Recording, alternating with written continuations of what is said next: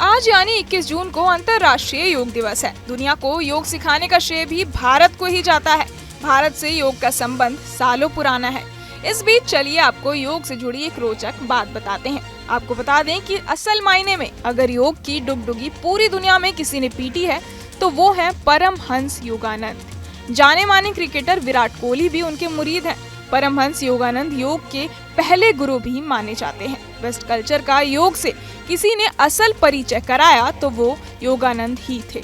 उन्होंने अमेरिका में एक संस्था की शुरुआत की थी और वहाँ लोगों को योग सिखाने लगे थे। गोरखपुर का जिक्र होते ही पहला ख्याल गीता प्रेस का आता है। यहाँ से रामायण और गीता जैसे हिंदू धर्म के ग्रंथों और पुस्तकों का बड़े स्तर पर प्रकाशन होता है। इन सब से अलग गोरखपुर की पहचान एक परमहंस योगानंद से भी है, जो दुनिया में योग के पहले ब्रांड एम्बेसडर बने। चलिए उनके जीवन के बारे में जान लेते हैं। मुकुंदनाथ घोष यानी योगानंद का जन्म 5 जनवरी 1893 को गोरखपुर के मुफ्तीपुर मोहल्ले में कोतवाली के पास किराए के एक मकान में हुआ था। उनके पिता भगवती चरण घोष रेलवे कर्मचारी थे, जिनकी पोस्टिंग उस वक्त गोरखपुर में थी। ऑटोबायोग्राफी ऑफ योगी किताब को परमहंस योगानंद ने खुद ही लिखा है। ये अब तक योग पर लिखी गई सबसे ज्यादा बिकने वाली किताबों में पहले नंबर पर है। इस किताब के मुताबिक योगानंद शुरुआत से ही सधुकड़ी मिजाज के थे।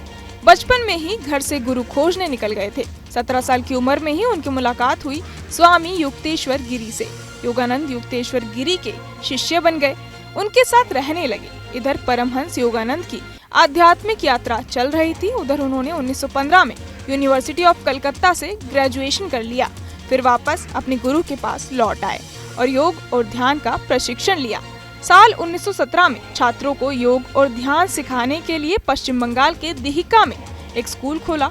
1 साल बाद ही ये स्कूल रांची शिफ्ट हो गया। परमहंस योगानंद 1920 में अमेरिका गए। यहाँ बोस्टन में international Congress of religious liberals में भारत का उन्होंने प्रतिनिधित्व किया। योगानंद ने अमेरिका में घूम घूम कर लोगों को योग को लेकर जागरूक करना शुरू किया।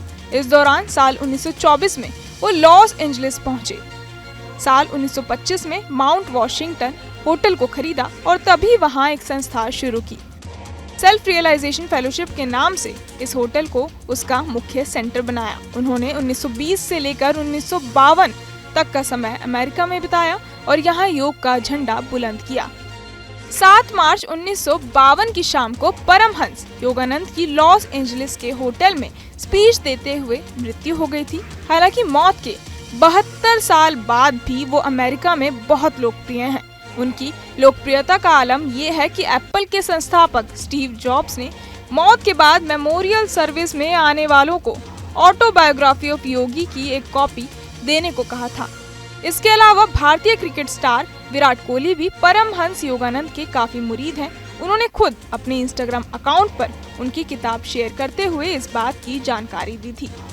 बहरहाल इस पूरी खबर को सुनकर आप क्या कुछ सोचते हैं, हमें कमेंट बॉक्स में जरूर बताएं और बाकी तमाम खबरों के लिए सब्सक्राइब करें न्यूज़ नेशन।